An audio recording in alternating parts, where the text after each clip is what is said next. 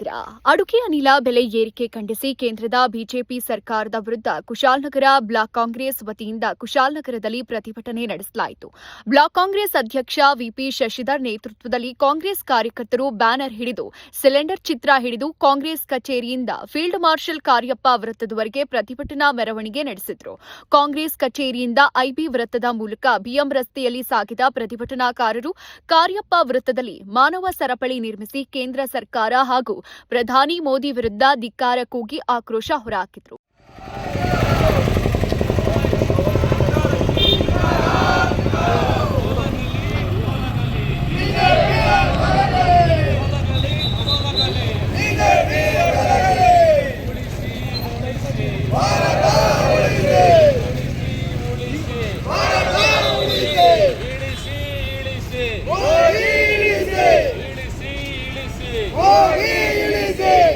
ಅಸಮರ್ಥ ಸಹಾಯಕ ಮೋದಿ ಸರ್ಕಾರಕ್ಕೆ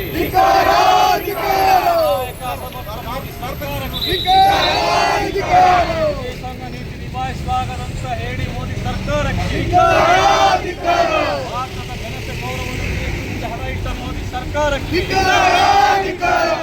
ಸಾರ್ವಭೌಮ ಭಾರತದ ಗೌರವವನ್ನು ಹಾಳುಗೆಡವಿದ ಮೋದಿ ಸರ್ಕಾರಕ್ಕೆ ಗೃಹಿಣಿಯರ ಕಣ್ಣೀರು ಕೇಳಲಾಗದ ಮೋದಿ ಸರ್ಕಾರಕ್ಕೆ ಅಡುಗೆ ಮನೆಯನ್ನು ಬಂದ್ ಮಾಡಿದ ಮೋದಿ ಸರ್ಕಾರಕ್ಕೆ ಸರ್ಕಲ್ನಲ್ಲಿ ಸೌದೆಯಿಂದ ಟೀ ಮಾಡೋ ಮೂಲಕ ಅಣಕು ಪ್ರದರ್ಶನ ನೀಡಿ ಅಸಮಾಧಾನ ಹೊರಹಾಕಿದ್ರು. ಈ ಸಂದರ್ಭ ಸುದ್ದಿಗಾರರೊಂದಿಗೆ ಮಾತನಾಡಿದ ವಿಪಿ ಶಶಿಧರ್, ಅಮೆರಿಕಾಗೆ ತಲೆಬಾಗುವ ಮೂಲಕ ಪ್ರಧಾನಿ ಮೋದಿ ವಿಶ್ವಮಟ್ಟದಲ್ಲಿ ಭಾರತದ ಮಾನ ಹರಾಜಾಗ್ತಿದ್ದಾರೆ ಅಂತ ಆಕ್ರೋಶ ಹೊರಹಾಕಿದ್ರು. ಯುದ್ಧ ನಡೆಯೋ ಬಗ್ಗೆ ಕೇಂದ್ರ ಸರ್ಕಾರಕ್ಕೆ ಗೊತ್ತಿದ್ರೂ ಯಾವುದೇ ಪೂರ್ವ ತಯಾರಿ ಮಾಡಿಕೊಳ್ಳದೆ ಇಂದು ವೈಫಲ್ಯ ಎದುರಿಸುತ್ತಿದ್ದಾರೆ ಅಂತ ಅಪಹಾಸ್ಯ ಮಾಡಿದ್ರು. ವಿಶ್ವಗುರು ಅಂತೇಳಿ ತನ್ನಂತಾನು ಬೆನ್ನು ತಟ್ಕೊಂಡು ವಿಶ್ವ ಪ್ರಚಾರ ಮಾಡಿಕೊಳ್ತಾ ಇವತ್ತು ಭಾರತದ ಸಾರ್ವಭೌಮ ಸ್ವತಂತ್ರ ಗಣತಂತ್ರ ರಾಜ್ಯವನ್ನು ಅಮೇರಿಕದಂಥ ದೇಶಕ್ಕೆ ಅವರ ಪಾದತಲಕ್ಕೆ ಸಮರ್ಪಿಸಿರೋದು ಅತ್ಯಂತ ದುರಂತದ ಸಂಗತಿ. ಇವತ್ತು ಅಮೇರಿಕದ ಮಾತನ್ನು ನ್ಯಾಟೋ ರಾಷ್ಟ್ರಗಳೇ ಕೇಳ್ತಾ ಇಲ್ಲ, ಅವರ ಸ್ನೇಹಶೀಲ ರಾಷ್ಟ್ರಗಳೇ ಕೇಳ್ತಾ ಇಲ್ಲ. ಇವತ್ತು ಯುರೋಪಿನ ರಾಷ್ಟ್ರಗಳು, ಆಸ್ಟ್ರೇಲಿಯಾ, ನ್ಯೂಜಿಲೆಂಡ್ ಸೇರಿದಾಗೆ ಬಹುತೇಕ ಎಲ್ಲ ರಾಷ್ಟ್ರಗಳು ಅವ್ರ ಮಾತನ್ನು ಧಿಕ್ಕರಿಸಿ ನಿಂತ್ಕೊಂಡಿವೆ. ಭಾರತ ಮಾತ್ರ ಅಮೇರಿಕಕ್ಕೆ ಸರೆಂಡರ್ ಆಗಿದೆ.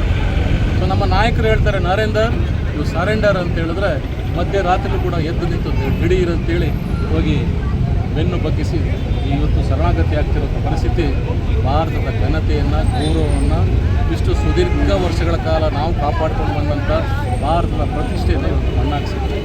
ಇದು ಒಂದು ಕಡೆ ಆದರೆ ಯುದ್ಧ ಆರಂಭ ಆಗುತ್ತೆ ಅನ್ನೋ ಸ್ಪಷ್ಟವಾದ ಸೂಚನೆ ಮೋದಿ ಸರ್ಕಾರಕ್ಕಿತ್ತು.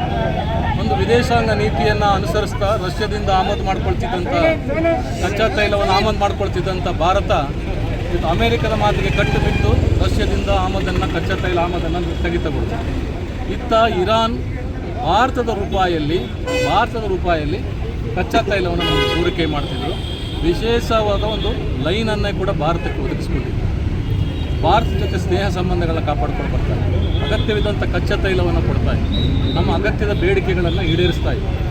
ಭಾರತದ ಅಂತಾರಾಷ್ಟ್ರೀಯ ಕಚ್ಚಾ ತೈಲ ಬೆಲೆ ಇದು ಅಂತಾರಾಷ್ಟ್ರೀಯದಲ್ಲಿ $56, $60ಗೆ ಮಾತ್ರ ಸೀಮಿತವಾಗಿದೆ. ಒಂದು ಕಾಲಘಟ್ಟದಲ್ಲಿ $104 ಇತ್ತು ಮನಮೋಹನ್ ಸಿಂಗ್ ಸರ್ಕಾರ ಇದ್ದಾಗ. ಇದು ಭಾರತ ಯುದ್ಧದಲ್ಲಿ ಪಾಲ್ಗೊಂಡಿಲ್ಲ.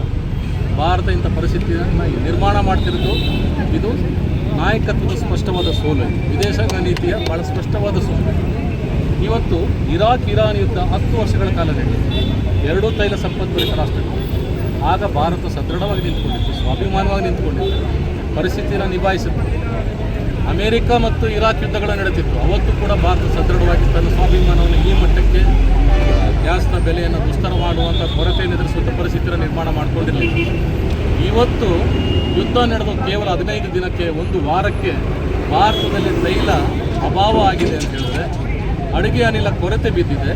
ಇದರಿಂದಾಗಿ ಭಾರತದ ಆರ್ಥಿಕ ಪರಿಸ್ಥಿತಿ ಕುಸಿದು ಬಿದ್ದಿದೆ. ಕೇವಲ ಒಂದು ದಿನಕ್ಕೆ 100 ಕೋಟಿ ನಷ್ಟ ಅಂತೇಳಿ ಹೋಟೆಲ್ ಉದ್ಯಮದವರು ಇವತ್ತು ಹೇಳ್ತಾ ಇದ್ದಾರೆ. ಈ ಸಂದರ್ಭದಲ್ಲಿ ಅಕ್ರಮ ಸಕ್ರಮ ಸಮಿತಿ ಅಧ್ಯಕ್ಷ ಗೋವಿಂದಪ್ಪ, ಮುಖಂಡರಾದ ಕೃಷ್ಣೇಗೌಡ ಸೇರಿದಂತೆ ಅನೇಕರು ಉಪಸ್ಥಿತರಿದ್ದರು.